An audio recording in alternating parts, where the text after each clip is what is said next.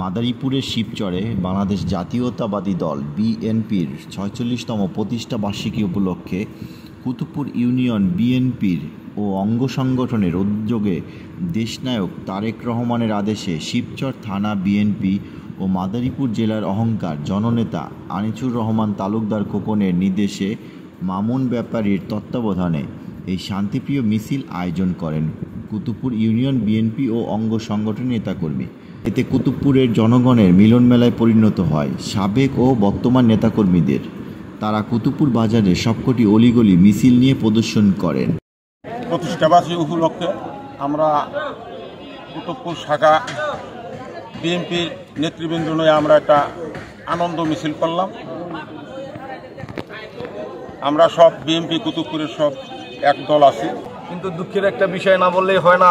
বিগত 17 বছর 15 বছর ধরে আমরা এই কুতুবপুরে বিএনপির নাম নিয়ে আমরা কখনো কোনো সময় বাজারে উঠতে পারিনি, কিন্তু আজকে স্বাধীন দেশে স্বাধীনভাবে বিএনপির মিছিল করলাম এবং এই দেখে আমার পুরো কুতুবপুরের ভাই ও বোনেরা অনেকেই এই কুতুবপুরে সবাই বিএনপির মিছিলে সামিল হয়েছে।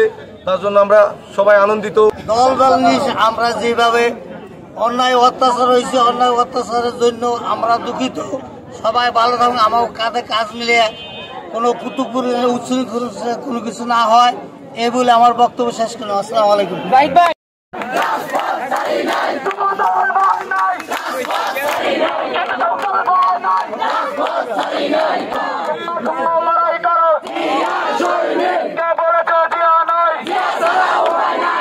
কারণ আমাদের কুতুবপুর অথবা শিবচরে সারা বাংলাদেশে কোনো অরাজকতা সৃষ্টি না করতে পারে, যা প্রভাব আমাদের উপর না পড়ে, তাদের উপর প্রভাব না পড়ে। কারণ আমরা ছাত্র দল এবং আমাদের মূল দল আমাদের দেশ নেতা তারেক রহমান, তিনি তার নির্দেশে আমাদের দেশে কোনো অরাজকতা, কোনো অগ্নিকাণ্ড, কোনো ধরনের উশৃঙ্খল চাঁদাবাজি চললে সেটা প্রতিহত আমরা সপ্তাহাত করবো। এটি আমাদের ছাত্র দলের মূলনীতি। আজকের বিজয় মিছিল ও বিএনপির প্রতিষ্ঠা বার্ষিকী উপলক্ষে আমরা সকলে একত্রিত হয়ে কুতুবপুর বাজারে বিজয় মিছিল দিচ্ছি। আপনারা দোয়া করবেন যাতে আমরা কুতুবপুরের বিএনপির অঙ্গ সংগঠন একসাথে মিলেমিশে কাজ করতে পারি।